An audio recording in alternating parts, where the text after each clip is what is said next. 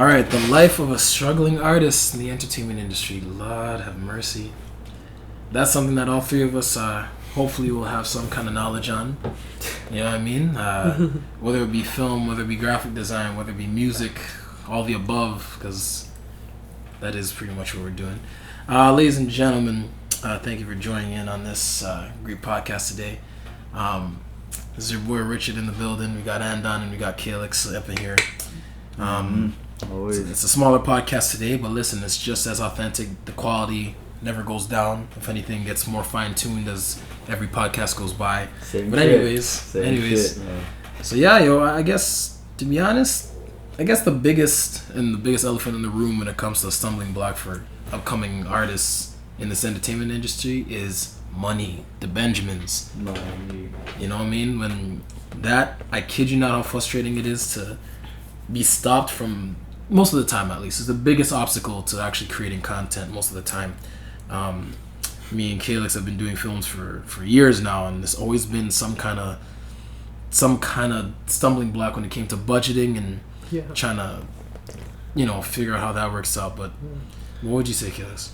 Well, I think what I'd say is that the industry in general it's really built on, I think because so much of it's like a gig economy, really, it's built on you sort of having to put in large amounts of money for very expensive products and very expensive, services or stuff like that, stuff that's intentionally marked up to kind of make the industry move.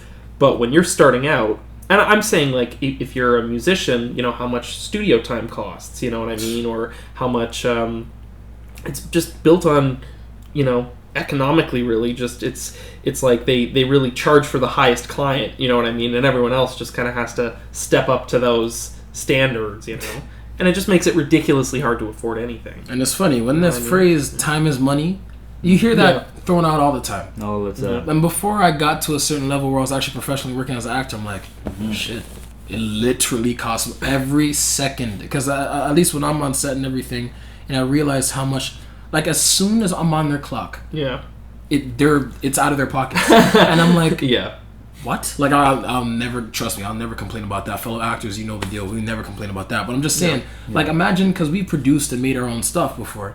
So it's like, imagine being at that level. We would have to have a serious budget to, to be able to maintain some at a certain level for the most part, right? And again, that's what I was saying. It's such a huge roadblock. Like, you'd have people that I know, so I'm not being completely biased and I will not mention their names, but some people who have been financially blessed in the sense that they have access to money when they need it, and they're able to make content. But that said content isn't the best content. Not necessarily. You know what I mean? And they get a lot of attention. Like, and it makes you think that it should be about the art, but not necessarily. It's not that cut and dry. That's why, luckily, the Greysphere, that's why we're, you know what I mean? That's thankfully for this podcast. It kind of pins out that gray area where you can be the most talented person on the planet when it comes to your field in the industry. But if you, most of the time, not all the time, but if you don't have the money to back you up for studio time, for promotion stuff, and or literally those two things alone, people aren't hearing you. They don't know who you are. They don't know, you know what I mean, how to tune into your work. So it's like a very difficult thing. Yeah, no, absolutely. And then the question is, how do you get that money? Where do you get that money from? Jeez, the hard workers of doing 9 to 5s on a regular to save up for 1 hour sessions at studios. That's how they do it. That's every industry has its cost. Yeah. You know what I mean? Yeah. Mine is the goddamn programs that I gotta pay for. Absolute. Yeah, even more so than film. One of my programs costs 3,000 euros. Jeez. Yeah. Yep. One. Oh, and then I have to outsource and like freelance. To find clients. Mm-hmm. You know what I mean? Yeah. So it's crazy, man. It's ridiculous. It's crazy. And then on top of that, because obviously money is a very obvious thing that most people can probably figure out, but then the next thing that I found, at least, you know what, in general, I was going to specify it to filming and music, but honestly, it actually ranges from all aspects regardless of your personal career. Connections. The way connections get you in is insane. Totally. I kid you not. Like I would be on set and I would be talking to the hair or the stylist or the makeup department or wardrobe department and say, yeah, my cousin is the director or my sister is the producer. I kid you not, the amount of people that said that, I'm like, wow. And then even with casting, if you worked with that person in the past, like people who worked at a young age and they seen you grow up and all that stuff, they remember you. Casting directors, they know me. They've seen me grow over the years, so they like, Rich would be good for that. Have him come in. Yeah. And that literally happens. So I'm like, and even well, I was going to say, though, the positive side of that, I mean, the thing that's always scary when you're starting out, I think, at least I remember my feeling and my big insecurity is like, oh, I don't know as much. I'm like never going to be as successful as someone who knows more people than I do. Mm-hmm. You know what I mean? And that kind of fear, insecurity I had with that. But I think that the positive side of that is that I've found that, as someone who I feel like I know a fairly good amount of people now and have a good amount of connections, is all you really have to do is just get yourself out there on the one hand and, not be afraid to reach out to people. But really the key thing is just not being an asshole. You know what I mean? Yeah. Like if you're just come in and you're a decent person and a good person and aren't trying to pretend to be something you're not, are very kind of, just this is who I am, and not like pretentious in that way, I guess, I find actually people really are receptive to that and responsive to that, and that sometimes, you know what I mean, how you really make that connection. No, that's excellent. You know what I mean? Yeah, that's like because I guess in today's society, I think a lot of it revolves around people's energy. Yeah. I feel like that's a huge focus. Oh yeah. Nowadays. Well, I mean, the cynical side of me could say, like literally, you know those people on set at least, and in production roles and stuff who would never be considered particularly talented or good at their job. Yeah.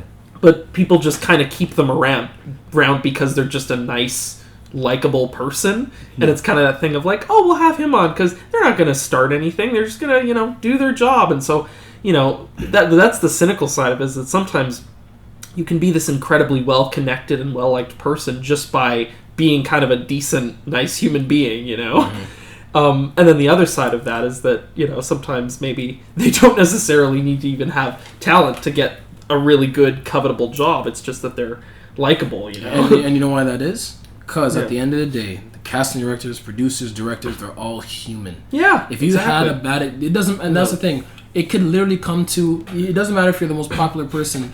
If you are a terrible person to work with, you're cut. And it's such a small world to the point where everyone knows everybody. Yeah. People talk. They do it a lot. Yeah. And your name will get out there in a negative sense. And then the pros and cons. If you're a good person to work with, then damn, that travels too. Yes, exactly. That benefits. What were you going to say? Well, no, I was going to say, like, I've literally been in situations where I'm basically hiring people. Like, when I'm, getting crew for my film and stuff, sure, sometimes there's money involved, money being exchanged or whatever, and in cases like that, I'm literally hiring someone, you know what I mean? Sure. And so, what do you think I do? I remember there was a situation where I had a really crucial role I needed filled on a film. Mm-hmm. I literally called up one of my most trusted sources, and I was like, give me the dirt on this guy, what do you think? Do you think we'd work well together? Tell me about him, you know what I mean? Mm-hmm. And it's like, that's not me being catty or gossipy. You know what I mean? That's me literally trying to say, okay, are we going to work well together? Is this, should I, what should I do? Should I hire this person, And it's like you're saying, they all know each other. Yeah, literally, I have experience with that, been on that side, To be honest, I think the key for young artists to come up is to honestly work together.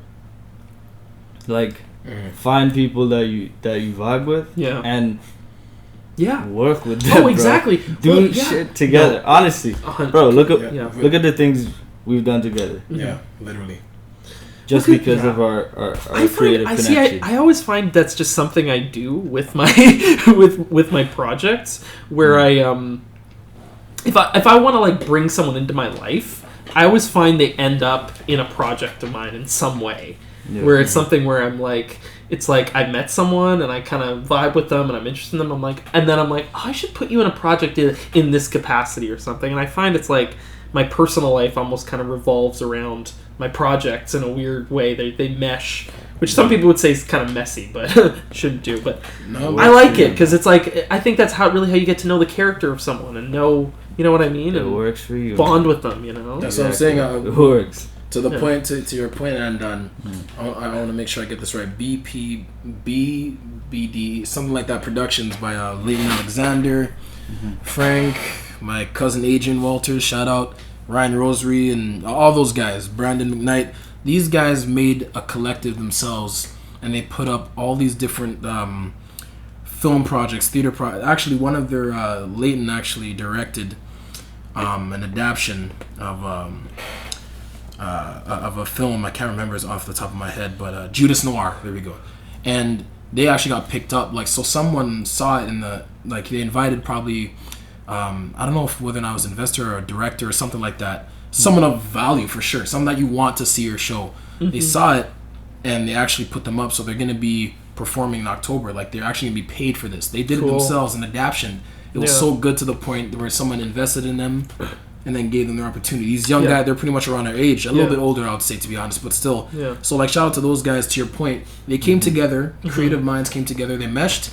They were able to make great content, and they benefited now from it. Like, they're literally making money off of it. So it's like... No, for sure. Because, I mean, I've always believed, I believe this in university. I really was sort of, I guess, fostered in high school with this belief that, you really should be looking to almost build and develop, like, an artistic community. You know what I mean? Exactly. Where things are exchanged, you know what I mean? And favors can be exchanged in a positive way of saying, like, oh, it's so cool that so-and-so shot my film, and then I was the producer for their thing, and you know what I mean? That kind of crossbreeding. I always love elements like that. I always love to kind of track how it's like, oh yeah, so so-and-so ended up on, did makeup for me because I brought them on to do makeup for, my thing, and they met there, and you know what I mean? Like, how about that?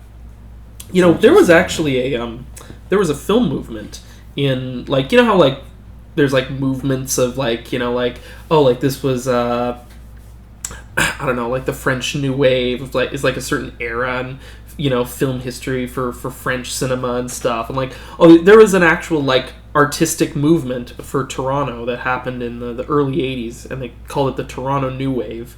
And it was kind of the first time that, like, Canadian cinema and kind of independent voices was, like, exposed and stuff. And, one thing I always thought was really interesting is that there was, like, initially when they were each making their first features, there were about 5 or 6 directors, and they were all working on each other's things. And, like, this guy was the director of photography. His name is Peter Metler, and he was like he was a director in his own right, but he, like, was like the DP that all the other guys got to shoot for their thing.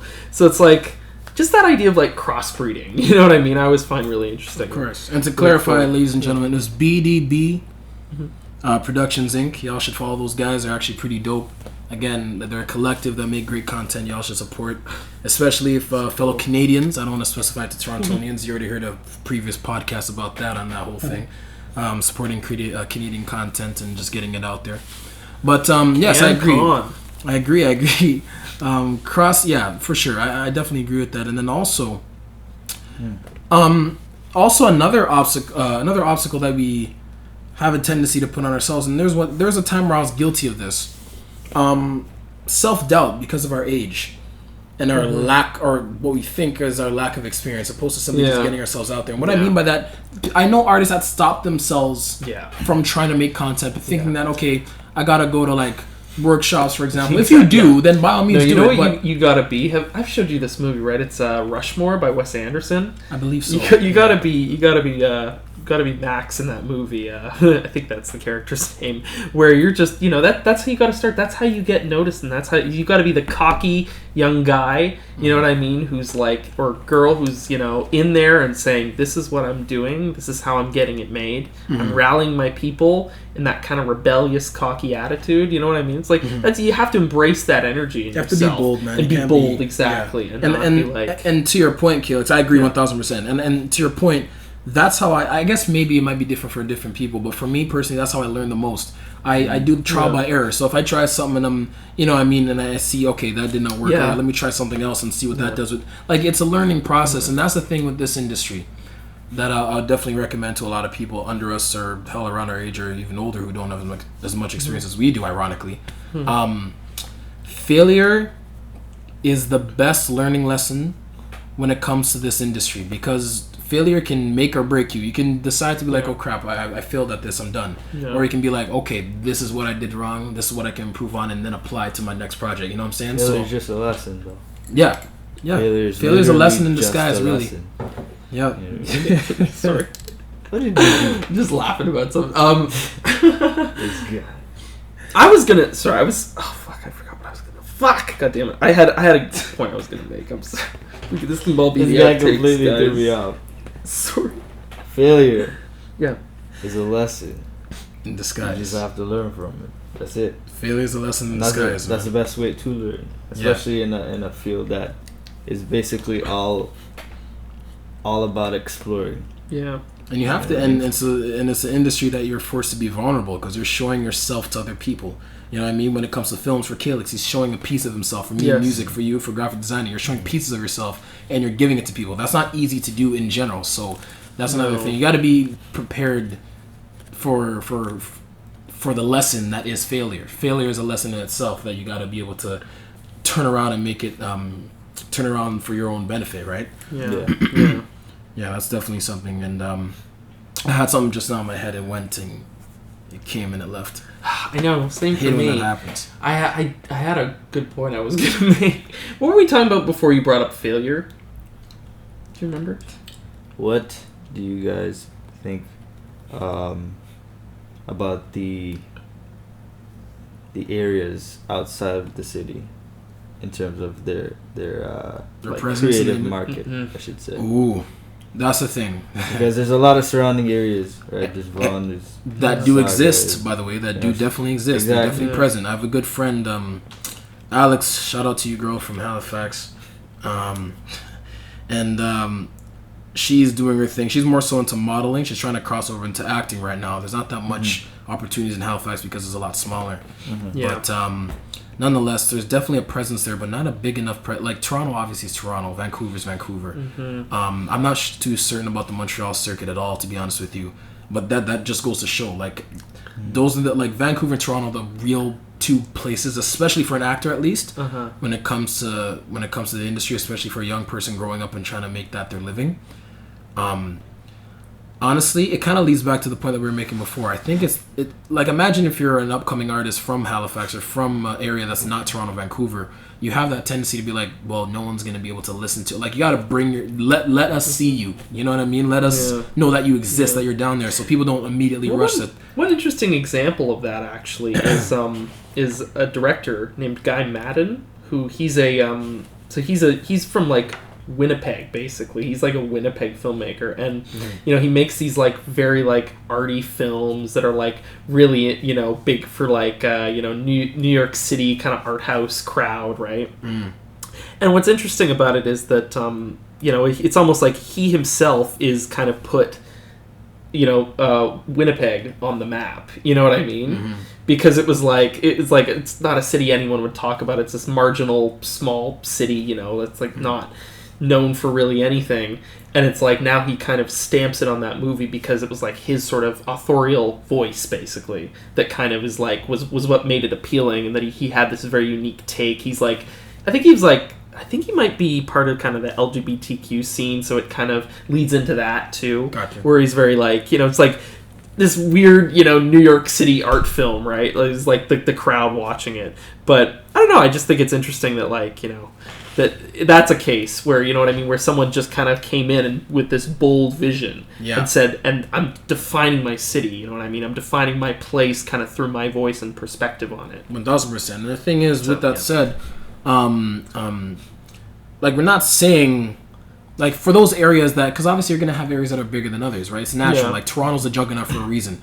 But we're not saying to be the next Hollywood or anything. But what we're saying is that get yourselves out there. It kind of leads back to another podcast we were talking about, just getting yourself out there and letting people see your work so we know that you exist. You know what I mean? Like, literally, like, I have little to zero knowledge on the industry as music, film, etc., in that aspect, outside of Vancouver, Toronto, and other small places that I happen to know friends who come from there. Like, that's literally the only way I've actually, obviously there's artists everywhere you go in whatever aspect, but, get yourselves out there. To your point, Calyx, represent where you come from and kind of being like, oh wow, okay, there's people there, and that kind of ties into another thing that I wanted to talk about. In regards to Toronto, I'm biased because being from Toronto and everything, the acting circuit. So people like shout out to Stefan James, for example, and Shamir Anderson and Lamar Johnsons of the world, and Jamil French's of the world. Those guys went to the States and are killing it right now. And what they did for us, and this is why when they win, we win. Also, that's another mentality thing that I'm going to get into. Yes, that's another thing, a big thing actually. But what they're doing, they're like, to other directors and producers, they're like, oh snap, Canada has talent over there. Like obviously we do. For us, we're like, yeah, we've been waiting. You know what I mean? But them breaking out and them getting themselves out there brings it back to us. You know what I mean? People who are in those small areas, break yourselves out. So then we're like, oh crap, Winnipeg? That's dope. Oh, Halifax? You know what I mean? Like, get yourself out there in that sense. And I have to show those brothers some love, man, because like they're doing their thing. The guy who even booked Aladdin, for example, or I can't remember his name. No disrespect. He's from Markham too, so shout out to another brother from Markham. But to that point, these guys are movie. Oh yes, Simu, yo. For people who haven't heard the news yet, Andon, if you wanna pretty much elaborate on that. What's his name? Simu. This is the guy's what's his name? I can't remember his name. Simu. What do you mean?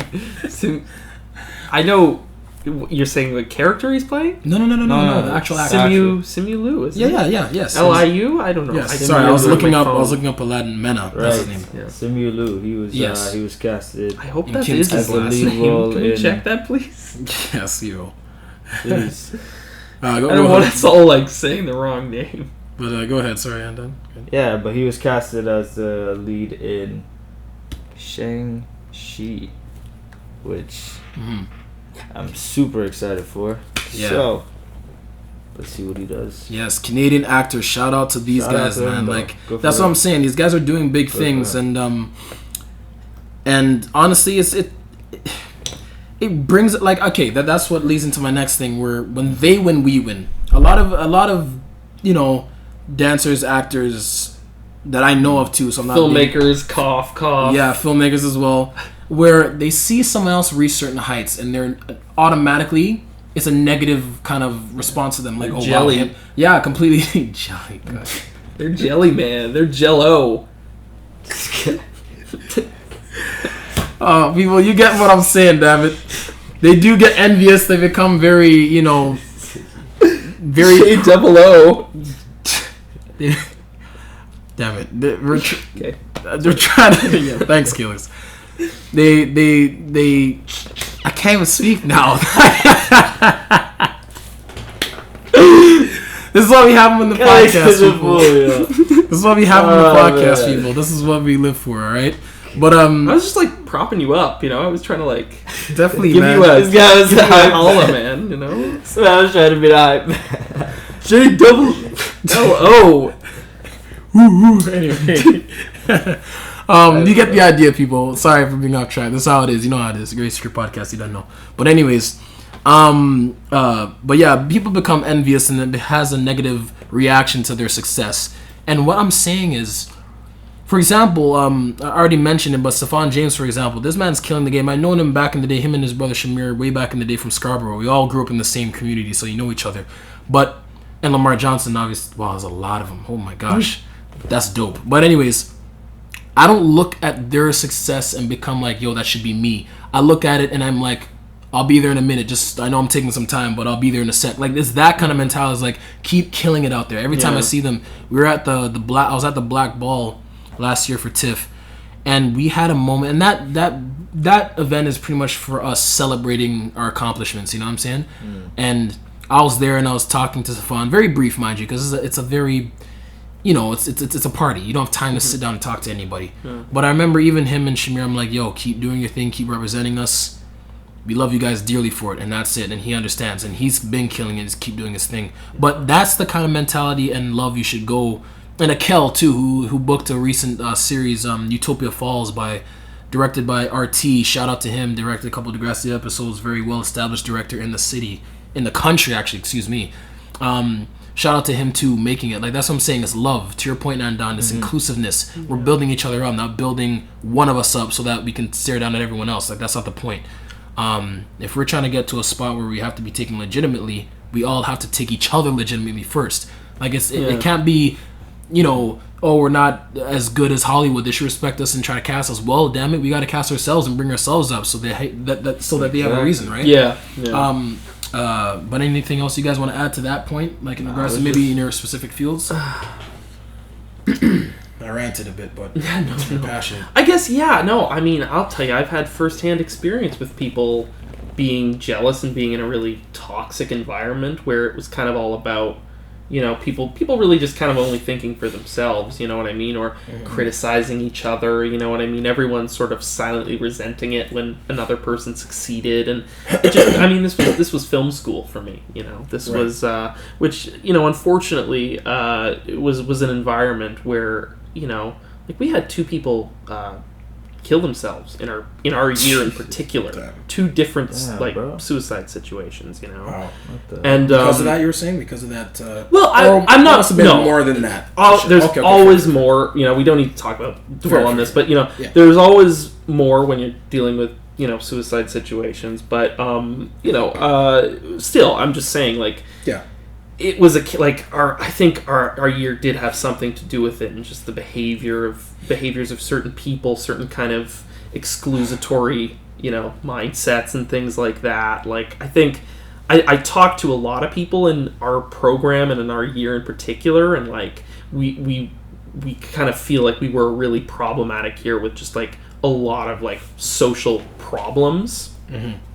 My point is, you know, is we're all a bunch of young artists, you know what I mean? No one there was over 27, you know what I mean? When I think even earlier when they started, you know, it was like we were all young people, and some people had degrees, people from all over the world, you know, like what we could have been was this great hub of people who could have all supported each other and stuck together.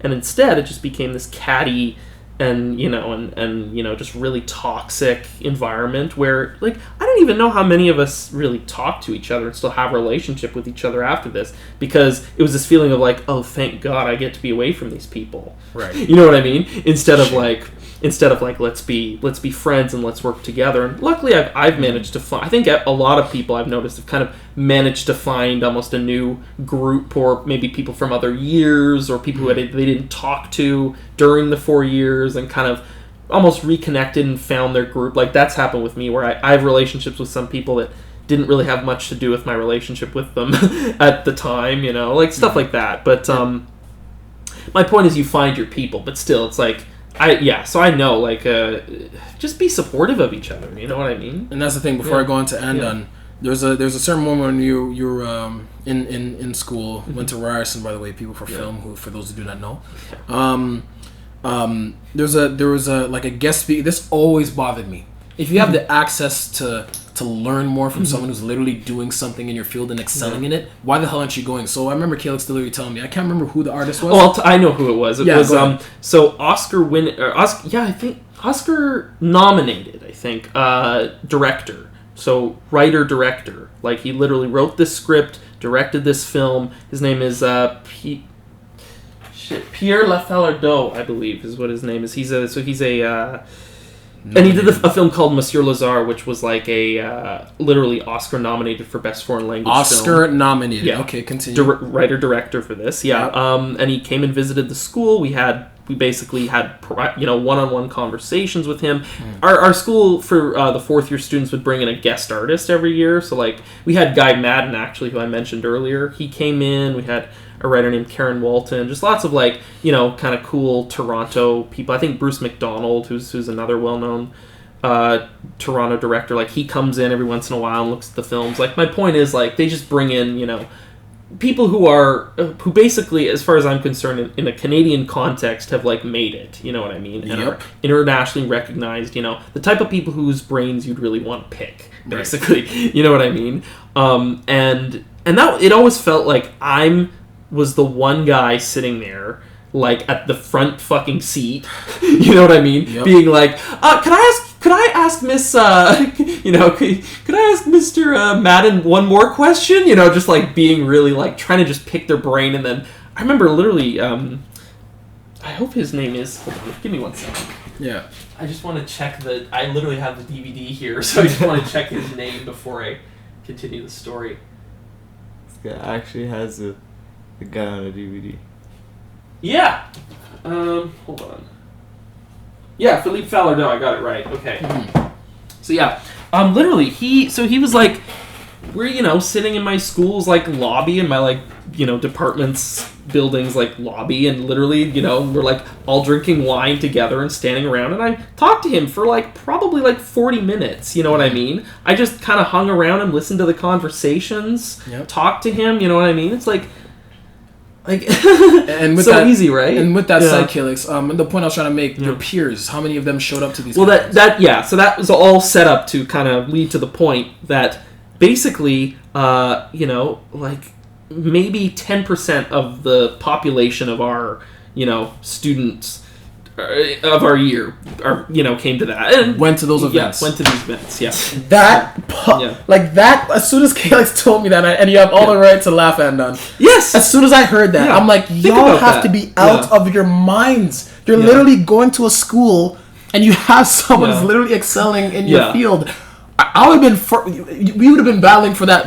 Oh, exactly. Yes, 100%. Yes. You see what I'm saying? That's what I love about Richard, because I would say we did have experiences like this in high school too. We were very lucky to go to an arts high school where they brought in really successful people. Like we met the playwright Brendan Gall, who was like literally in our program, and he's like TV writer and playwright and all this. Anyway, I remember that's what I loved about Richard too, is because both of us, we're close friends already, but we're like standing there and we're like, both just as eager to just milk as much information as possible, But yeah, just to that point, like it annoys me. It's crazy. Like when you told me that, I'm like, well, because it was great because the excuse was I was like, oh yeah, I just I had so much work to do. Like I had they were talking about the homework they had to do. Please, Andon, you know what I mean? Elaborate on this, because at the end of the day, what's more important? You know what I mean? Your fucking project that even you don't want to do. Knowledge. Exactly. Yo. Oh, that frustrates me. Yeah, go ahead. Yo, I would sit down and have a conversation with a 65-year-old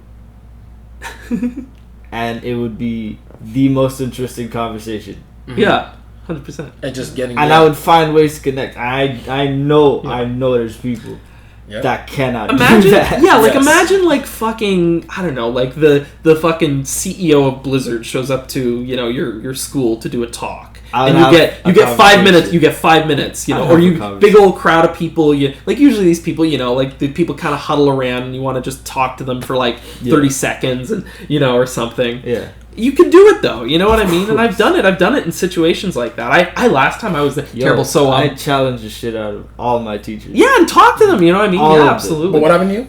So Jeremy Podeswa, who he's a director on Game of Thrones. Oh yeah, quiet down. Mm. He's director on the show Game of Thrones. Actually, he literally directed episodes of that show. He's an award-winning Canadian director. He visited Ryerson. He visited my school. And I was such an asshole because I'll always be the guy who'll ask a question and go up and talk to them and stuff. But literally this time I went one step further, and during a little after session I gave him my business card. We had tried to lit a URL to some of my films and stuff, and I doubt he would have looked at it, but I'm just like fuck all of you. I'm gonna hustle 10 times harder than all you. And this is the thing. If I ever had the opportunity, imagine if this might be, maybe not, because these guys are very accomplished. Say if Timbaland came in and talked about producing music and making music. Exactly. Yeah. If he ever had a seminar, like I said, front row. Actually, I think he is. Oh, that's interesting. I gotta look into that. Yeah. But for example, that's the thing too, is these things are not well promoted, because usually it's stuff I don't know, fucking libraries or stuff that doesn't have a lot of funding to promote it. I find it's I remember Salman Rushdie, who is literally knighted by the Queen. He's this award-winning author. He's Sir Salman Rushdie. He's a huge legendary author, and he visited Toronto. Well, I'm just saying, it's a Knighted by big the deal, queen. you know? Got It's a knighted. big deal. Why- He got wait. knighted by the queen. Wait, why? Just for his, contributions to literature. Are you saying someone's writing is that good? Yes! Dude, actors get knighted. That's true, sir. Musicians. Andrew Lloyd Webber. Yeah, that's true. Yeah, like That they, is crazy. Anthony, like all your favorite British actors have probably been knighted. Yeah, Damn. yeah. I think it's Patrick Stewart too. Patrick like, Stewart, yeah, that's what I was trying to all of remember. them. Ian McKellen, yeah. Ian McKellen, yeah. What you were Boom, saying? boom, yeah. You were saying? He visited. it was this thing the Toronto Public Library ran. Like, and who the fuck ever checks this? But like, Yeah. literally, like he came to talk. Like he came to talk in person. The tickets were free. The Rushdie, man.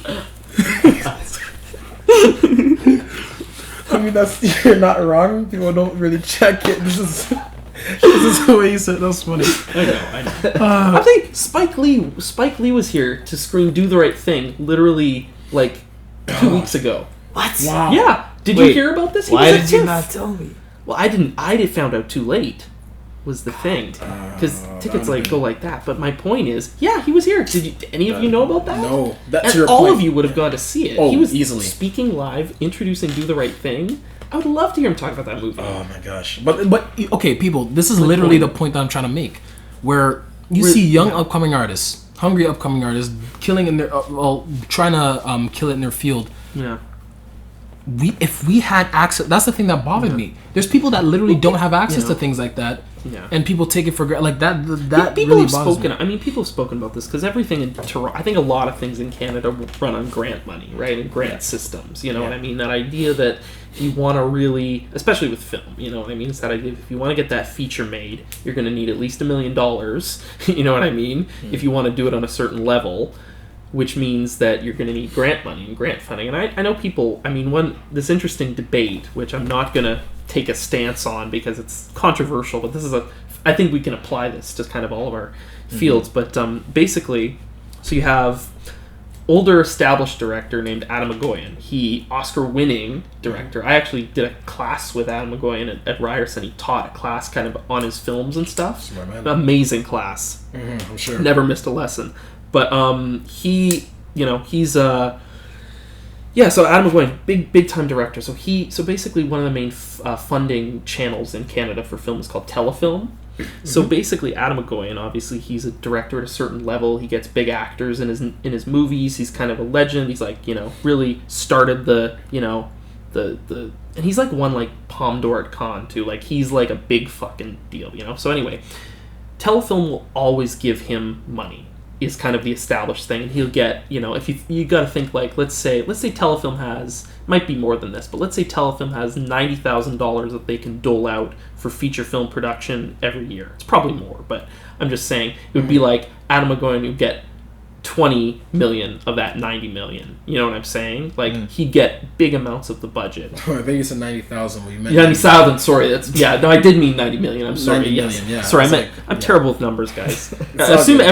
every digit I used previously was a million. Anyway, so then you have this newer director come in. His name is Matt Johnson. He is his first big movie was like 2010. Gotcha. And this was a movie, and basically it's a feature film, but he shot it like it was like a sort of found footage film with like, and he used kind of like certain, like very, not like the best technology, not the best camera, kind of a camcorder, and he made this very interesting, unique film called The Dirties, and this film got like picked up by Kevin Smith and like got distributed because like Kevin Smith discovered it and loved it and stuff, so he basically got his career made with that. Mm-hmm. Now this is where the debate comes in, is Matt Johnson, so you have to think about these two as sort of opposing sides of the different aspects of the Canadian film industry. This guy relied on the grant system and kind of prestige, and he's the old guard, Adam McGoyan, and then Matt Johnson self-funded everything, you know what I mean? Very scrappy and like just made it himself. He's millennial, right? Yeah.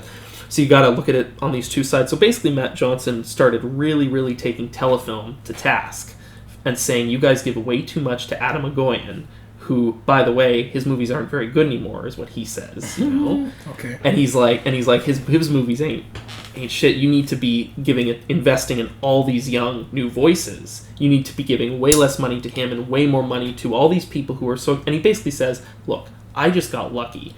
Kevin Smith just happened to like my movie, you know? Mm-hmm. But there's thousands of guys and girls out there who are, you know, thinking and feeling the exact same thing I'm feeling, you know? And who didn't break through. You know what I mean? You're leading into the two other things I wanted to bring up. But go ahead. But anyway, it's just this. We're at the sort of center of this debate right now in the funding world for film, for Canadian film, is them saying, like, you know, do we still give the Adam McGoyans of the world, you know, the, you know, thousands and thousands of dollars that they need because they're sort of represent a certain prestige level, right? Or do, you know, you kind of cut him off, or you make it more equal? He's basically saying it was favoritism. You know what I mean? Here's the thing. Yeah.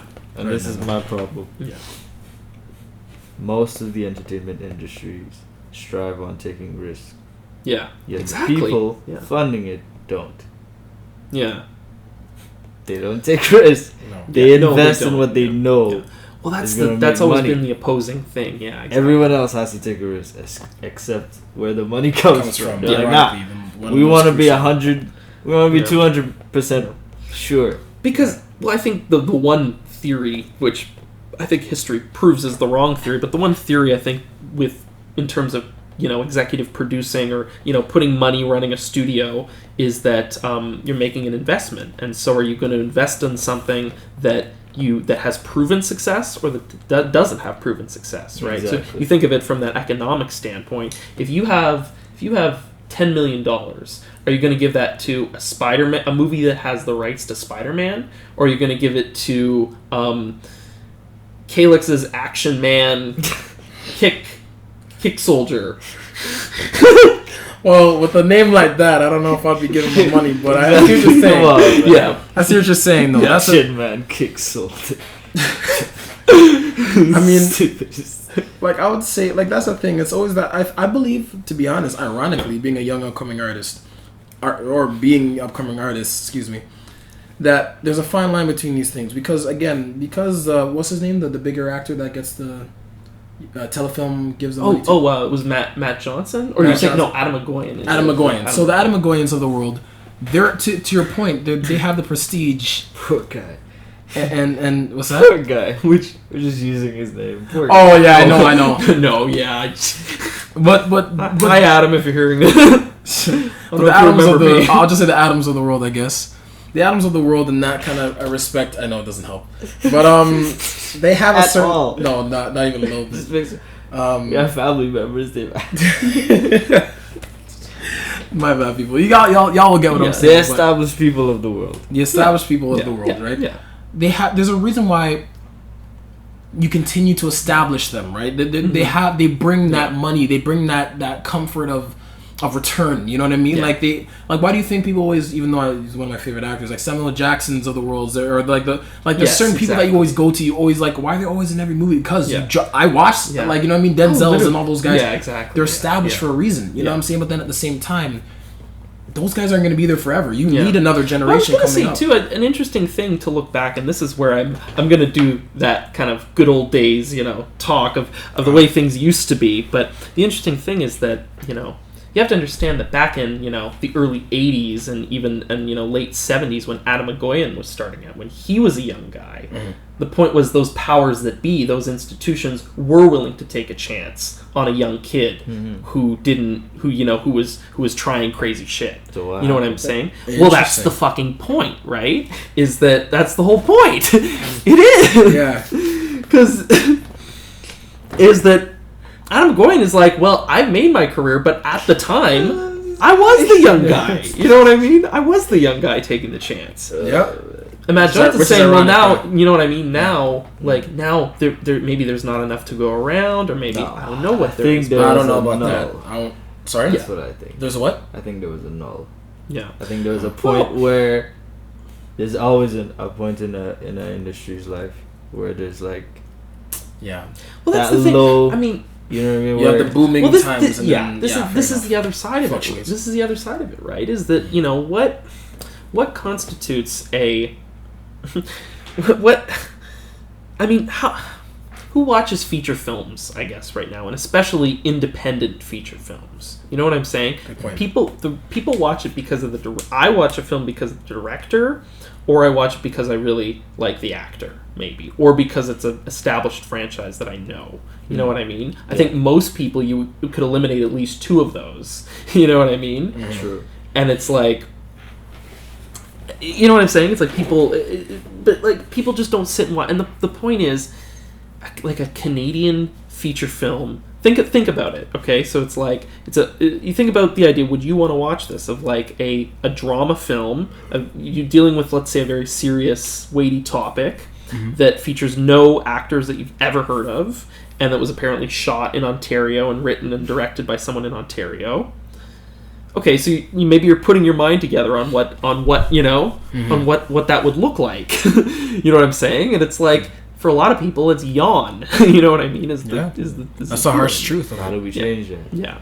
Well, that's what I wonder. You know what I mean? Because I look at something like Flight of the Conchords. I did this. It said this in our Canadian one. It's like, when a show like that started, it was just a lot of, I find, Australia and New Zealand, they're basically just really investing in their comedies in such a way where it's just like Flight of the Conchords with these two guys, no one had ever heard of them, but they're just funny, and it was just a good show, and people just kind of liked the vibe of it. Yeah. Well, you know what? It lies back to what Andon was saying. You have to take those risks to find out in the first place. You know what I mean? Exactly, You can't literally Yeah. a sports analogy, but you can't literally hold a ball, a basketball. I'm gonna use a basketball analogy.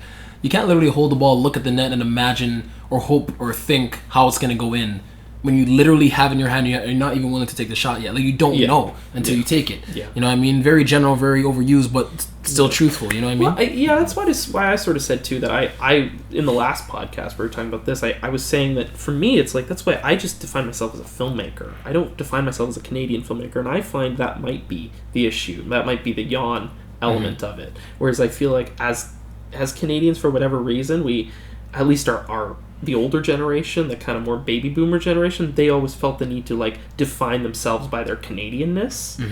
And I think the interesting thing is when you look at Canadian artists who are really, considered like great, it's because they don't really have anything to do with Canada. To me it's the Leonard Cohens of the world. You know what I mean? I had another one too. Leonard Cohen's a good example, and then who was the other? Anyway, it's just, it's artists who they're just artists, you know what I mean? Yeah, that's the point, yeah, exactly. But to that, here's what I'll say, because I agree with you, Trust me, I'm one of the most prideful people in my country, in my city, 1000%. But at the end of the day, us saying that we're Canadian artists putting up Canadian content is literally us putting out content. Like, you know what I mean? Like, we're it's content before it's Canadian. That's content. what I'm saying. Exactly, you know what I mean? Like, all the projects that we've done, like the films that we've done and all the projects in general, we haven't said a Canadian thing by Canadian. Like, we haven't. You know what I mean? We already know that us doing that and benefiting and finding success is beneficial to our, to our circuit. So that's the thing that people got to. And also, a harsh reality. People will probably argue me on this, which is fair. At the end of the day, we naturally are put up against our closest neighbors, the United States of America, and Hollywood. You know what I mean? And the problem is we cannot match them cinematically. We cannot match them. And the problem is we have a tendency to Here's the thing. Because one, they're already established. To the sense where they're already it's literally not saying that we can't. Not saying that we aren't. Here's the thing. Here's the argument part I was talking about. Go ahead. It has to be. Yes, of course, it's because natural. I feel like we can match them. Well, I'm not saying we can't. We have the same technology. Of course, we have the same equipment. We have this the same is why locations. They come to our locations. I don't think it has anything. That I don't think it has anything to do with that. I think what it has to do with is the fact, again, back to my theory, my point, that Canadian content has to be so defined by its Canadianness. And I think, that's what I'm saying. Like, we're talking about, again, I want to take it back to, the fact that British TV is its own thing so much. You know what I mean? Because it's just like, we're here, we're doing our thing. You know what I mean? Or New Zealand, again, it's like how they're this huge export of comedy. It's like, because they're just doing their thing. But it's not like, if it's area dependent, that's one thing, but it's not like so self-seriously like so much of the Canadian stuff is. You know what I mean? Canadian. It's like, I don't know. Well, here's what I was trying to say, because I'm one of the biggest advocates. Ironically, even though I made that point, I'm one of the biggest advocates for Canadian content, Canadian actors, and filmmakers, whatever. Yeah. It's just that when you naturally, because also it's been programmed too. We're distracted by how much glamour and how hyped up things are that you don't see our own selves. To your point, Andon, because that's an excellent point. They literally come here to make their own projects. Yeah. Literally. Yeah. So it's one of those things where it's like, how are we not... It's about creating your own scene. You know what I mean? As opposed to like creating your own scene as opposed to like trying to get in with another. Because think about it. If you think of like an American action film and then you say, okay, we're making Canadian action film. Naturally in my head, I'm like, oh wait, I'm putting up one more than the other, which I shouldn't, but naturally it's programmed almost. It's that's what I love about New Zealand content though, is it's always just about like a bunch of schlubby guys or a bunch of schlubby people just kind of out in the middle of nowhere, and it's like, yeah, we know the cameras aren't as good, and it's just like, in other words, they don't give a shit, they just put it out there. Yeah, exactly. You know what I mean? Like they just it's like, I don't know, we think it's funny. Do you think it's funny? You beat me to saying it works for them though. It works for them. Exactly. Well, that's my point. Yeah. I mean, I think what could be a great export is this show called Letterkenny. You guys, I've only seen clips of it. I actually haven't watched the show, but it's this thing where it's just like takes place in like Northern Ontario, and it's just these like very like white hick guys just like insulting each other in such a way that it's like beat poetry, where they're like it's like you got to picture like a Napoleon Dynamite shot where they're like standing still and they're just like, I mean, you know what, you know, and literally they just give these elaborate wordplay insults. The premise of the show is hilarious. Well, that's the point, right? No, is it's normally I would say no. I would say no, hilarious. but then it's kind of realistic. I would watch that just because I'll be like, that sounds hilarious. Yeah, go ahead. For example, Trailer Park Boys. Yes. Yeah. Oh, exactly. Well, that did cross over, I think. Right? Yeah, that's true. See, and there have been exports too. Like SCTV is a huge one from the 70s as well. When Trailer Park Boys started, how many people knew it was Canadian? I didn't know. I'm only Canadian. learned I didn't know a few years ago. Literally recently. It's insane. When I did some more research on it. Yeah.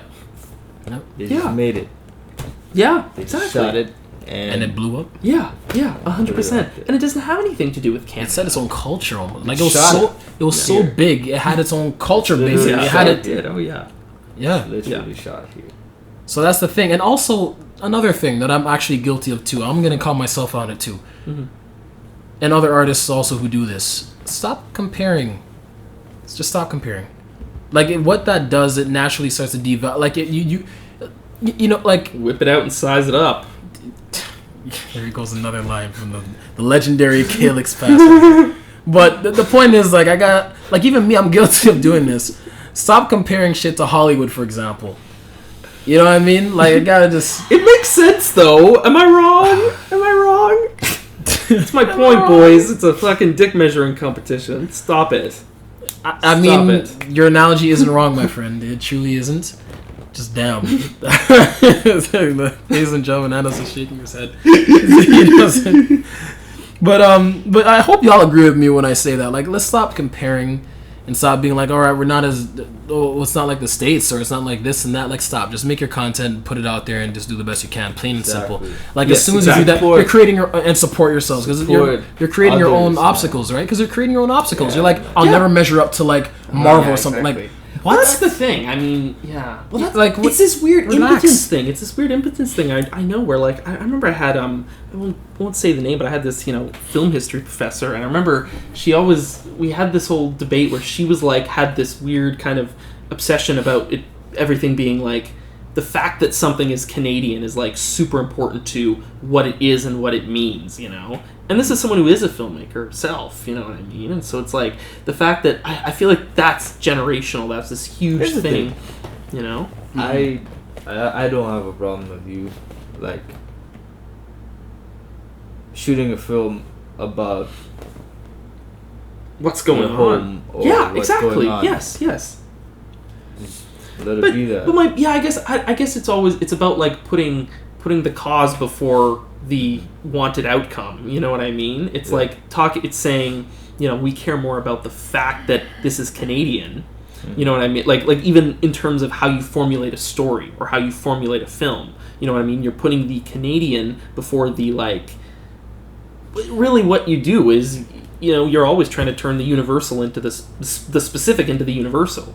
You know what I mean? You're always trying to say, this is my perspective, but, you know, let's create empathy and, you know, and let's have you see kind of how it... You know what I mean? Yeah. You know what I'm saying? It's like, that's why, you know, a story about a child in Africa or something. None of us have been to Africa, but we can still empathize with that story. You know what I mean? That's what the power of storytelling in film and all that, I think. But my point is, so it should just be about that. It should be about pushing that universal element. You know what I mean? But it's almost like the story itself and what you're trying to say comes second to like this posturing, performative idea of, you know, of like, this is Canadian. Well, I wanted to ask you guys, because I kind of mentioned it literally in the beginning of the podcast, just to wrap things up a little bit.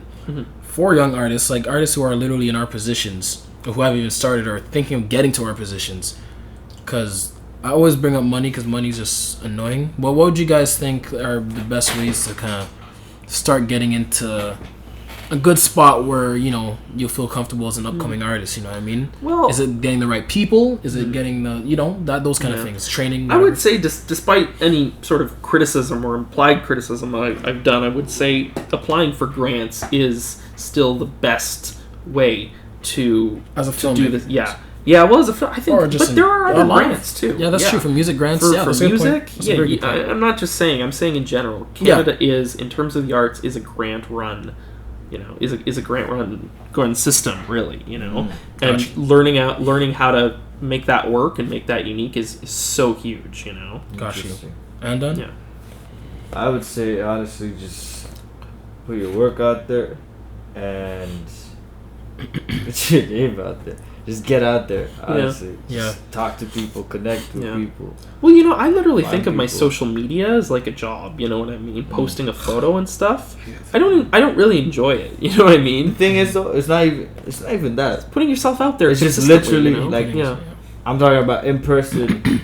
Yes, people going to like events. Oh, that's huge too. That is big. Networking and events. Not coming in with an ego or like you have to prove something. Yes, they know. Yo, you know what? Because people see it, I always tell people treat it like a house party. Like a networking event, treat it like a house party. Yeah. You walk how would you walk into a house party?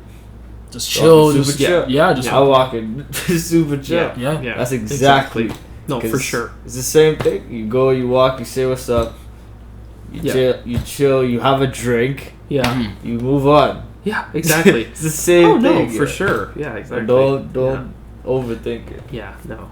Getting into that, I mean, it's like, it's, you know, it's it's like you just show you're a likable person, you know what I mean? Literally, and not like the key thing is not to be fake about it or not to feel like you're being deceptive, but to don't try. Have the confidence. Don't try is one method, but I think another method to get there is literally just to kind of feel like you're projecting the best version of yourself. Exactly. You know what I mean? Confidently. Yes. Confidently. You're going to lead into what I was going to bring up. Like with those networking events for TIFF, for example, that we had the pleasure of going to, we walk in with a sense of confidence and pride in ourselves opposed to cockiness and acting like we're... You know what I mean? There's a difference. We always show up... Yes. I always say show up looking like who you are, like who you're meant to be and who you know you are. You know what I'm saying? That's great. That's the great. thing. Yeah. Because if you walk in with a timidness or something, that's also can be a turnoff as well. Oh, yeah. You know what I mean? But at the same time, you walk in with a certain presence that just says, I'm ready to talk with people and,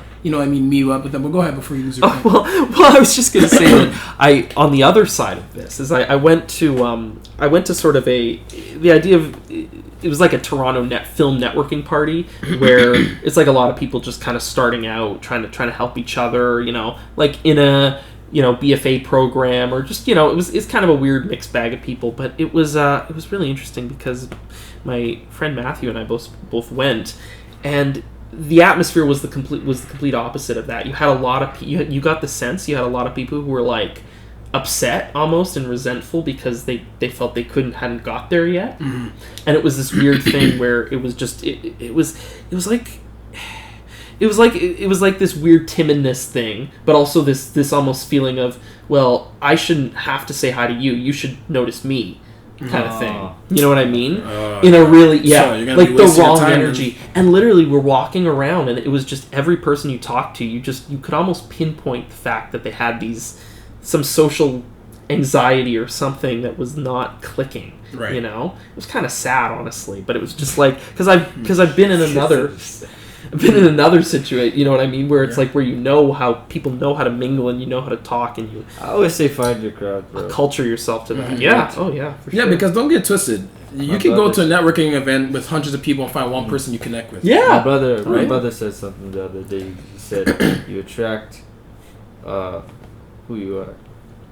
Yeah. Yeah, that's cool. Really true. But I've discovered that in the last year or so, actually. Yeah, for sure. Especially in those scenarios, you meet up with the best people that kind of click to your, you know what I mean, and they can be the most beneficial. Yes, yes. To answer my own question that I set up, a couple of things I'd mention. One, this might sound weird, you might laugh about it, but be a sponge. Mm-hmm. And what I mean by that, absorb every single thread of information you can. Yeah. Learn everything about your field and then some. Because I'm telling you, information to your But I was going to say, to just elaborate on that too, is that, you know, the thing no one ever teaches you how to account for is getting contradictory advice from different people. Mm-hmm. I'm sure in my field I've gotten that. I'm sure you guys have too, where you talk to one person and they're like even little stuff. Like I remember, you know, you ask one person, is like, do you call them a director of photography or a cinematographer? Yeah. They mean the same thing. They're interchangeable terms, but like one cinematographer, you walk up to them and you call them a director of photography, they'll laugh in your face, literally. They'll be like, you fucking idiot. I'm a director of photography. Yeah, fuck you. That's the, you know, and then you walk up to another director and you're like, you're the cinematographer, and they're like, excuse me? I'm the director of photography. You know what I mean? And no one ever fucking teaches you that. There's no, it's literally, it's like, you feel like you're in Franz Kafka's The Trial or something, where it's like one person tells you this rule, you're just in this absurdist nightmare where you can never know. And it's like, you almost, like literally, if you're on set, and let's say you're working under the, you know, DP, I'll call it, you know what I mean? You don't know that. You don't know what they like to be called. To be honest, I just trust my own judgment. Yeah, exactly. Well, that's what you gotta do. You gotta go and confidently feel it out and read people. And I think that's what we all learn too. Everybody. But my point is how, exactly. Well, that's what I'm saying too, is the way I filter, because I mean, this happens to me all the time when I'm editing, because I edit my own films, my own work, is someone will tell me, you know, like I'll literally get contradictory advice where one person is like, that's kind of the worst part. I think you should cut that. And then another person says, that's my favorite part. It's so funny. I love it. Yeah. What the fuck do you do with that? You know what I mean? But it works even just from getting advice from mentors or, you know, older experts too, is you literally, and what I do is I say you collect as much information because then you work that out for yourself. Exactly. But don't close yourself off to it just because it's something you might disagree with or you might think is wrong. And sometimes even how it's said to you. Yes. Because a great piece of advice, if it's said like bitterly or resentfully, that's the next thing. You know what I mean? Yeah. That's the thing. Very good point, Campbell. That's why I say absorb everything like a sponge. Even for me with music, when I ask people for advice or let people listen to my music and I get their critiques and stuff like that, some of them, not all of them, are going to agree with, obviously. Yeah.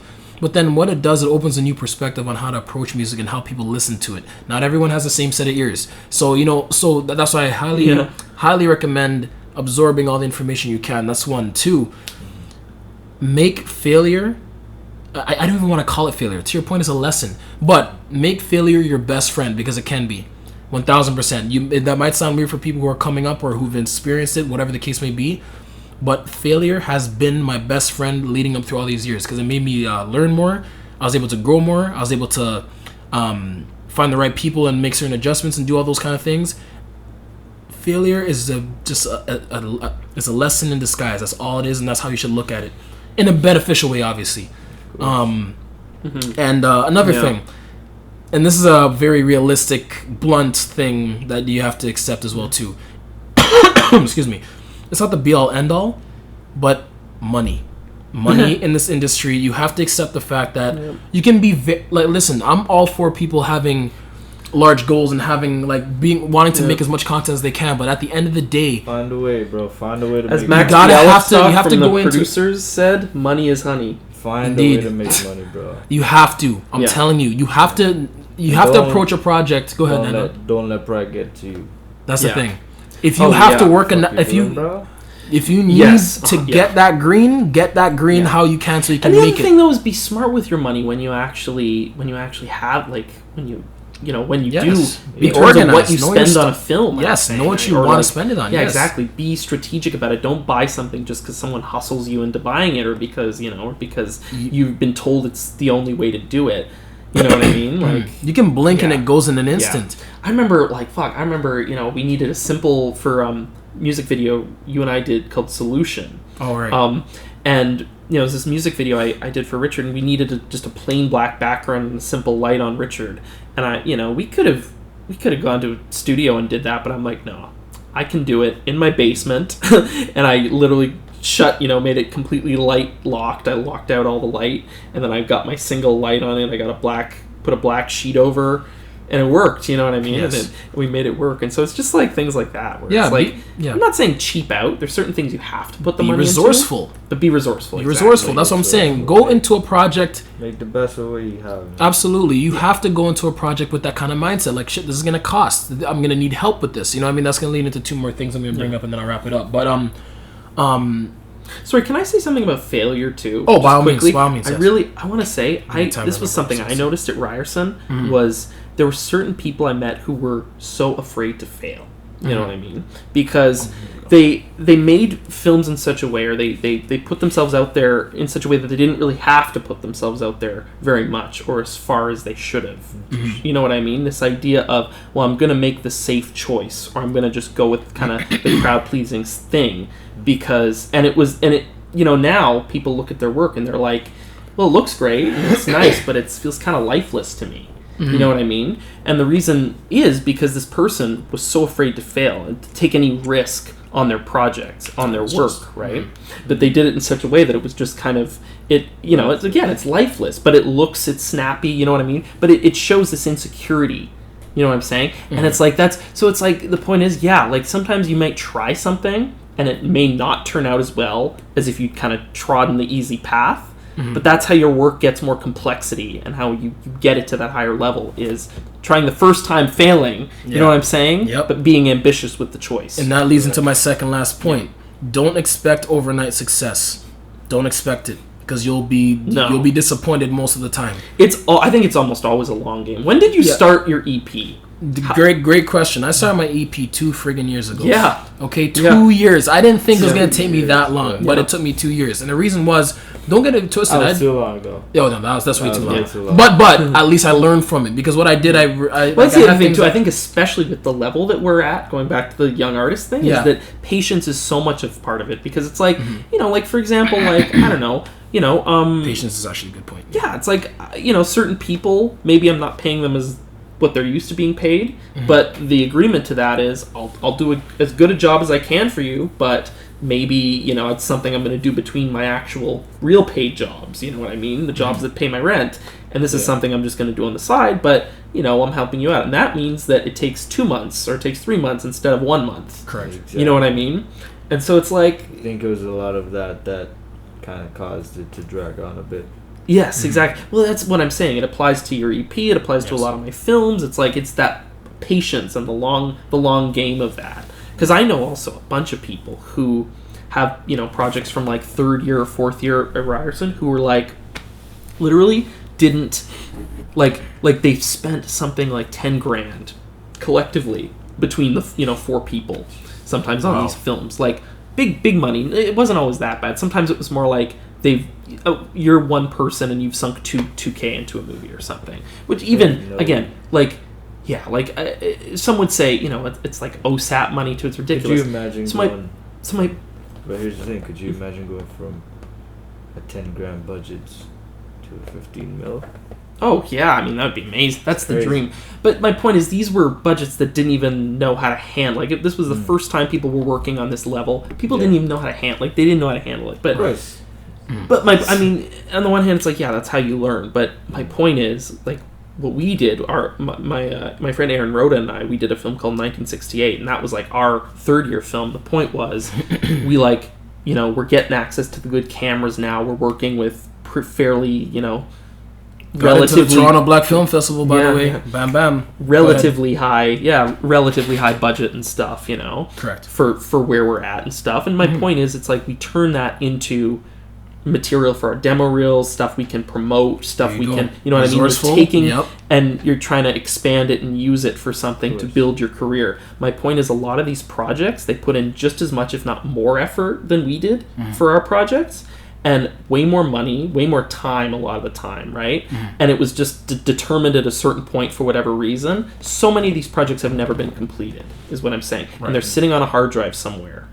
And they look great, and you know what I mean? And they had, some of them had potential, and it was like, but people put a lot of money into this, and literally, it's just being completely forgotten, you know what I mean? Because it's like no one wanted to see through the long game thing of it. That's the big issue. Right? And I'm going to piggyback off of that, because I'm going to add patience to that. Just to give an example of the timeline for that. And again, this was due to problems and, disorganization and fumbling through things. But literally, we started in 1968. In 2015, I graduated and then we didn't... So May 2015, I'm in going into third year. September 2015 is what I meant. I'm going into my third year. We didn't finish the film until I graduated in May of 2017. Jeez. So that was think about the timeline for that, right? That's insane. It's crazy, and it was just because we had to keep driving at it, and stuff kept getting in the way. But it's like, no, see the light at the end of the tunnel. Yes, But like I was saying to your point, I'm gonna add that to my second last point. That patience. Pretty much patience is what I was getting at. To be honest, don't expect overnight success, because it will not go that way. Most times than not. You wanted to say something, Andon? But here's the thing: you learned from that, didn't you? Oh, I did 100%. The projects you did after that took what? Not as much time. No, exactly. No, and long. Yeah, just long game stuff. And also to your point, Andon, the EP that I just released. It's nowhere near. If I looked at, I took the time literally last night before I released it. I looked back at my old stuff and what I was doing and the pictures I took and all that stuff, and I compared to now. I'm like, oh my gosh. If I had to wait another year, it'd still be worth it. I'm looking at just the level of professionalism and what time and patience. That does speak to another issue, though, I think, which is almost kind of a contrasting issue. So here we go. But I've also seen it as a huge problem. Is people just love to keep tinkering on a project, and at a certain point, you have to say, "This is me from the past. This was me when I started this project. This is not me now. I can't bring it to the level I'm at now. Correct. I know more than I know, and just fucking end the thing. That's an excellent point. And release it. You know what I mean? That's an excellent point. That's where I came with this EP. Because now, to your point, where this EP is, what I can do now with what I've trained and done all that stuff, it's not...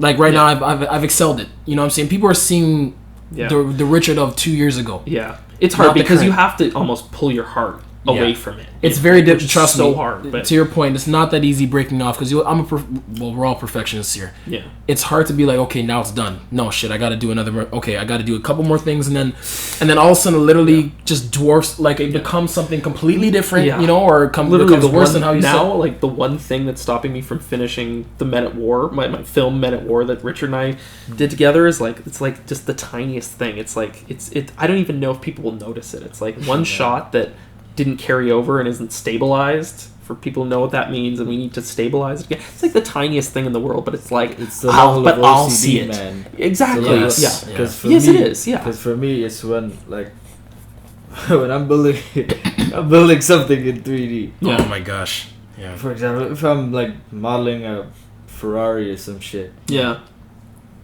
I'm going to every detail of that car. Yeah. The lights, the engine parts. I have blueprints. I have brake, the interior shots. I have literally everything, and I have to model it to a T. Jeez, that's cool. And how easy is it for you to be like, okay, now it's finally done, till you break off? Now it's a little faster, but it's still probably at least two full nights. Right. Nice. So that's a solid 16 hours. Jeez. Before I could say, okay. Yeah. I'm done. I obviously cut corners. Sometimes I would just not model the trunk. Yeah. I don't have time for that. It's gonna be closed anyway. I don't give a shit. Yeah. Fair enough. I don't want to see the truck. Yeah. Or I wouldn't do the engine because I'm not doing an engine shot or some shit. Yeah. But I mostly just the exterior, and I mostly do cars. Yeah. Yeah. Because it's like, I mean, I love cars. I was gonna say. At a certain point, it's just like You just gotta find the. because I think pull. there's the opposing argument is if I wait around and I keep sitting on it and keep sitting with it, I'm gonna make a new discovery that's gonna make it better. Exactly. You know? Right. There has been those. It's a fine line, to be Yeah, honest. there really like, you gotta is, find it. yeah. Exactly. It's hard, but Here's the other thing Yeah. too, right? One of my issues is the example that I just showed, right? Yeah. My portfolio is littered with cars. yeah. That is horrible. Mhm. Okay, that is something I need to break away from. True. Yeah. I actually just started doing Some modeled housing. yeah. Actually, I was always doing interiors. I was Oh. always doing architectural. That's mainly because of my dad. He kind of forced me to learn architectural, so I just ended up building. Yeah. But no, I've started projects on different different things because it's all modeling, it's all assets. True. And I mostly do hard surface. So I have a melee weapons collection. So I'm doing like axes and ancient swords Yeah, and I all just that see that. shit. And then I'm doing a sci-fi, which is just all mech and robotics. Because you can't. That's the next thing. Please diversify your portfolio. Mhm. Please don't, unless you're really going for a specific job. Yeah. Then you kind of have to shape your portfolio around a certain Yeah. aesthetic. Yeah. Because for example, if I'm going for a job at like Activision, Yeah. right? Mhm. I know they're doing first-person shooters. I know it's World War II. I have to have a model of a tank. I have to have a model of a gun. Maybe a character, a soldier or something. Yeah. Maybe an environment if I want to go in for an environment job. Mhm. But cases like that, yes, you have to shape it. But if your resume, like if you just have your portfolio out there and you have it on places that people could just view openly, Yeah. diversify the shit out of it. Yeah. Show your range. Yeah. And, Absolutely. And also, again, just to summarize everything we just said, like patience, diversify, because that's actually good, even in all fields, honestly, to be honest, depending if you're aiming for a specific kind of genre. For me, if I'm an R&B artist, I'm focused on R&B. But I haven't discovered that yet. So that's the beauty of doing things patiently, too, because you kind of discover things as you go along, to Calyx's point. Oh, 100%. You know what I mean? Yeah. That's always fun. That's always cool to find. But Well, even like, I look back on a writing project I'm doing, and I was like, as I sort of reread it, there's some stuff from like about maybe a year ago, and I'm like, and then I was like looking at the stuff I wrote like a few weeks ago, and I'm like, wow, I've really improved as a writer. And it's hard for you to see that But you sometimes. look back on it. yeah. You Yeah, look look back back. and you're like, look back at your old work, like, too, I actually. actually could do better. I'm doing better now, 1,000%. And that's the thing too. That's why I'm saying you got to release your stuff. You know Yes. what I mean? Because I feel if you spend Practice, 20 years making your magnum opus, I do some. I wonder sometimes if, like, does it contain traces of that amateur you still in it? Yeah. You know what I mean? Even if it is 20 years old or whatever. Fair enough. And also, I lied, ladies and gentlemen. That was in the second last. I came up with One another more, second right? last. Yeah. Oh, jeez. This is quick. It's very Oh, straightforward. We're good. Oh yeah. No, I'm saying, like, this is very straightforward. Y'all can definitely make this, take this how you will. Train.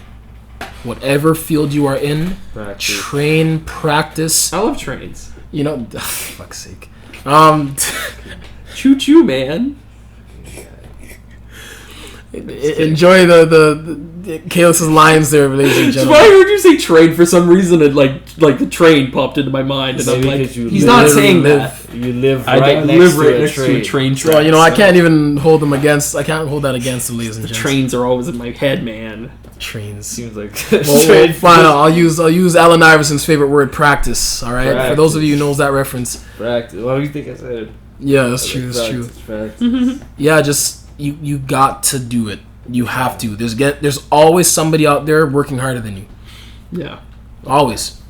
And how you approach that. Fuck that. How you approach that I ain't being last. I'm not being second to nobody. So that's what I'm saying. So that should be your mentality. I'm like, oh, someone's beating me out. Okay, cool. Okay. If that person thinks that, I'm gonna turn on my revving my engine and just get into work. Get to work. Don't be lazy. Yeah. If you want people to be ahead of you, then by all means, be lazy. Then chill and not do nothing. But I'm telling you right now, you better. Yeah. You better get your work done. You better do what you got to do. Yeah, and don't be complacent. Don't ever be complacent. Don't wait for people to come to you. No. Don't wait for people to come to you. Nope. I'll be Go ahead, Calyx. No, but it's just like there's an attitude. I see that attitude a lot. You know what I mean? And it's always possessed by people who don't know what the fuck they're doing. No. Or who don't really, who don't end up really earning anything, That grind has to be real. I'm serious. Like, it's not a game. You have to... That's the thing. I was about to say, I'll be damned if I wait on anybody to give me opportunities. There's no way you'll see me, any one of us, to be honest, stagnant and waiting for anyone. We're making our own stuff. This podcast is literally from the baby of Andon Campbell right here to my right. It was his baby coming up with things so he can make more content to get ourselves out there. We're not waiting on nobody. You know what I'm saying? That's a very, very important thing. Training, choo-choo, to Calyx's point, for freak's sake. Hey, it works on both sides. The metaphor of the locomotive, the... I guess so. Man's progress into the industrial age. Take that as you will, ladies and gents. But my final point to wrap this up, and the reason why I have to save this best for last, is find the right people. Yeah. Because you cannot do it by yourself. I sure as hell can't. No. I definitely can't. So just thinking about it gets my head people who you enjoy working with, who you click with, you're gonna have. I've really discovered you're gonna have to test people and try around different people. People you can progress with. Yeah. Oh yeah. Exactly. Yeah. And I would also say, to add on to that as well. Yeah. Go ahead.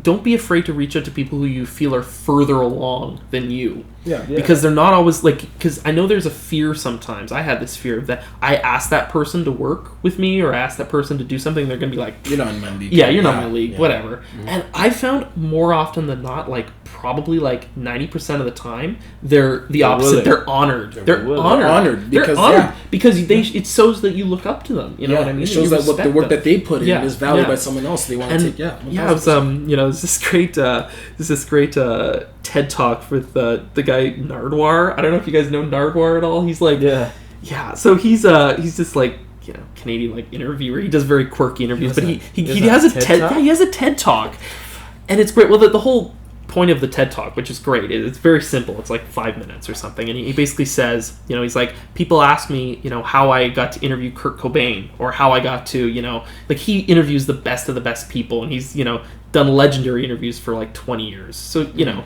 he's literally, and he's like, I asked, and that's just this mantra that he repeats throughout the TED talk. Is he's like, and then how did I get that? How did I get a thing on Much Music? I asked. You know what I mean? And it's that's that idea of making your own opportunities. Yes. You know what I'm saying? And that idea of just fucking ask. Yes. You know what I mean? That is another. Because the worst thing they can say is no. I remember I learned that in second year university. Yeah. Exactly. And how bad is that? You're in the same position. Are they going to judge you for that? Exactly. Are they going to judge you? You're in the same position anyway. They're going to judge you? You know what I mean? That's the thing. It's a win-win situation. You're going back to what you've been doing, or you excel, but because of someone else is taking you on. It's literally a win-win. I remember I had some anxiety about. I'm not afraid to admit this. I had some anxiety about asking Eric Osborne because I never to be in Men at War. I remember that whole process. Because I was just I never met him in person. I just admired him. I'd heard really good things about him, and he just seemed right for the role. But he's an established actor. You know what I mean? He's got a good resume. Fans really like him on the show Degrassi and stuff. So I was a little intimidated, and I made sure I really crafted the email just right. That I sent to him. And well done, buddy. You know what I mean? It was actually very well executed. And and I would say we're friends now. You know what I mean? I consider him among my group of friends. He's a great guy. But yeah. And let me mention this, people. It's crazy because I told Calyx that he would be because. Eric, that's the thing. I consider him a very good friend of mine. I worked with him for years now, 5 years, which is crazy to think. But the way that these two clicked, it's as if they knew each other because they knew different weird, quirky things. We both really like the band Death Grips. Death Grips. I'm shouting out Death Grips right now. Yes, they're a great band. I'm going to show you some Death Grip stuff. Oh my gosh! And prepare yourself. But anyways, shout out to those guys because I've heard their music. But so Calyx, I don't know if it was either Eric playing it randomly. No, on it set, was or him. was it you? No, it wasn't playing. It was talking about death grips to someone. Okay. And then, like, I walked down. I was, because when I'm directing, like, I'm flying all over the place. I'm really busy. Yeah. I can't really socially talk with anyone. But I literally, this is the kind of shit that stops me, is I'm, like, there just getting some bags or shit, and I hear Eric say death grips or mention a song or something. I remember how that whole happened because yeah. we were down in the basement and I was just talking to somebody with Eric, reflecting on our time on set, and I was like, yeah, Eric would play the craziest music, and Eric, what was the name of it again? He was like, oh yeah, Death Grips, and then Calyx came out of nowhere, was like, I love Death Grips, me? And those two just clicked, and I'm like, oh, okay, I guess this was meant to be. Yeah, you know what I mean? Yeah. It was insane, but to your point, yeah. Isn't it ironic that the name is literally Death Grip? Yes. And they basically... Here's the thing about Death Grip.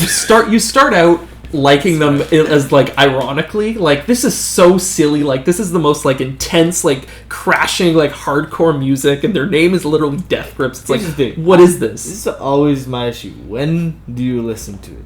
When? Yeah. Usually, well, whenever I'm on the bus. For example, really. I would... If I'm waking up... But honestly, you know what it is? It's just like... upbeat hip-hop. If I'm working, it's, like, super chill. But the thing is, I don't know. I mean, it's like, because it's hard, right? Because it's like the songs are like bangers. You know what I mean? They're like, you'll like, hear, man. really like heavy, like. I guess if I'm and I don't know. When I'm walking, honestly, sometimes when I'm walking down the street, I'm like power walking. Yeah, I do. I like. I'm weird though. He is, and that's my point. Eric is weird too. I love him. He knows he's weird. Okay, the stuff that I've seen. But anyways, I don't want to get off topic. Power walking to death. I am.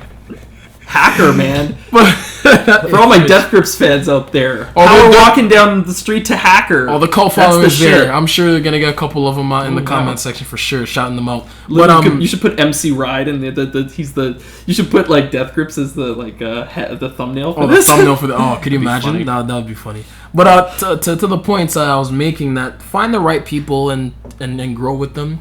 Because I'm telling you, it's beneficial on all fronts. You know what I'm saying? You create great content. Look at us. I always use us as a great reference because we literally have like 6 to who knows how many projects that we're doing almost simultaneously, which is insane. But we're a cohesive unit. We're able to do it. It's tough. It's a lot of work, but we're able to do it. Yeah. Exactly. Looking at a stud, young stud right here, also very talented in his field. Had a long night, so won't bother him. But just find the right people and. Anything you guys want to add on to that? No, I think we made all our points. I think we went through this pretty solid. Probably went over a little bit. Yeah, I think so. Because we brought in a couple extra points. Fair enough. I definitely had a couple extra points.